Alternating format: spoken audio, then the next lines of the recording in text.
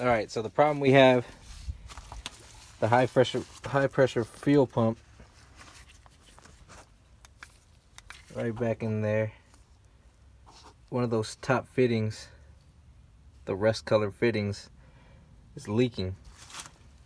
And it's not serviceable. You can't just replace that fitting, so we got to replace the whole pump. So far what we did was disconnect the batteries, took off the air filter housing, and right now we're going to take off this intake tube, and then we're going to go from there. Oh, we also took off the wheel well. We got this intake tube off, and there's an O-ring on here, super corroded. So since we got it off, we're going to replace that O-ring before we put it back together, of course. I'm going to disconnect this steering shaft right here. Just take off that bolt, pry it up. You want to mark where it's at, so you put it back together the same way. Alright, we got the steering shaft removed. Now we're going to remove the oil fill tube and bracket. Looks like there's 3 bolts down there.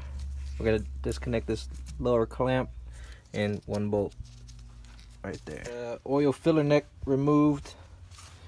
The bracket that holds it removed. Next we're going to go to the engine control module. We're going to disconnect all those, of course. These, you just pull down on this lever and you'll see the, let's see here. You see that slide up, then you'll pull it out. Do the same thing, pop the lever up.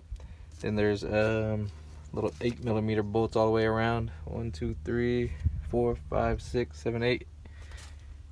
Then we'll remove the ECM and we'll go from there. Alright, we got the engine control module removed.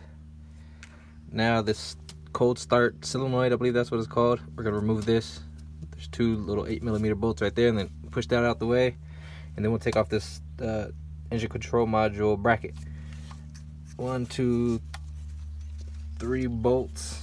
I think they're 11mm. Then we'll remove that bracket and go from there. So next we are going to try to remove this power steering tube and this power steering tube. So the high and the low pressure power steering tubes. And the power steering pump is underneath the truck, on the bell housing. So we're gonna go under here.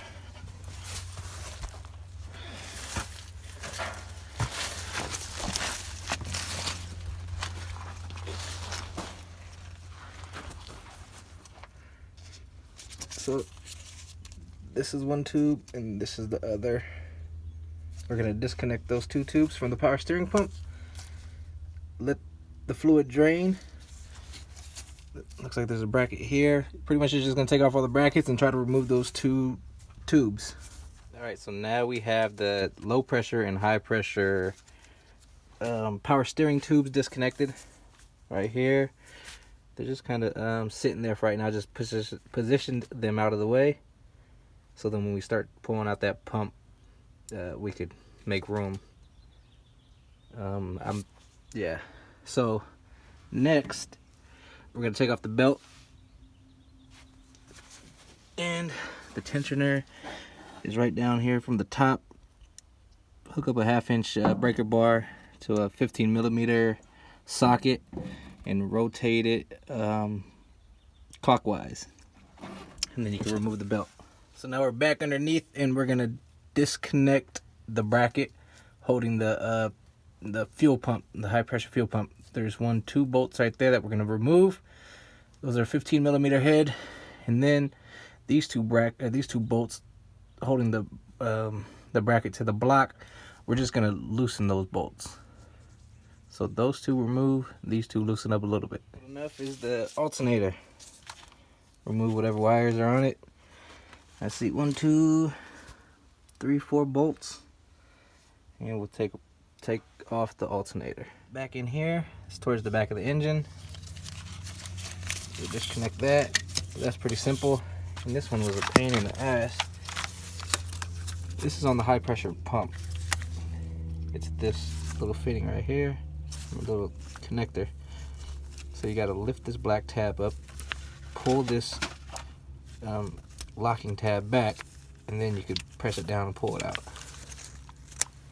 So disconnect those two.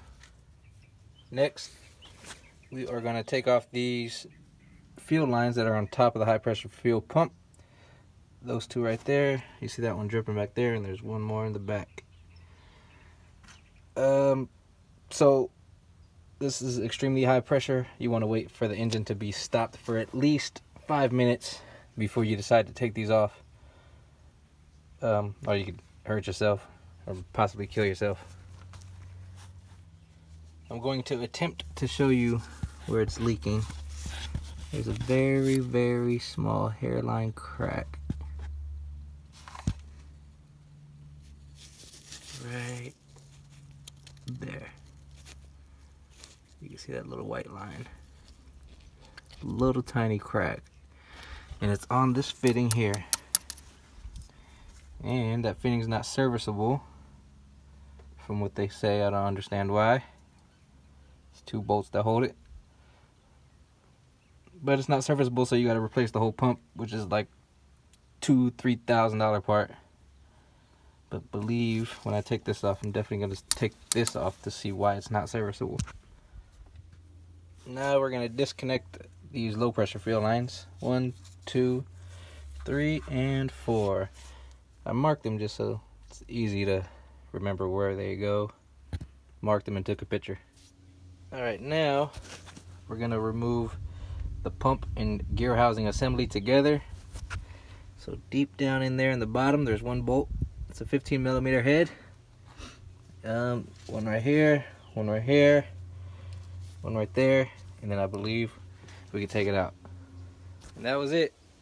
Those 4 bolts. Looks like silicone was holding it. It was kind of tight to pull it out. Heavy as hell to do it by yourself, but you can do it.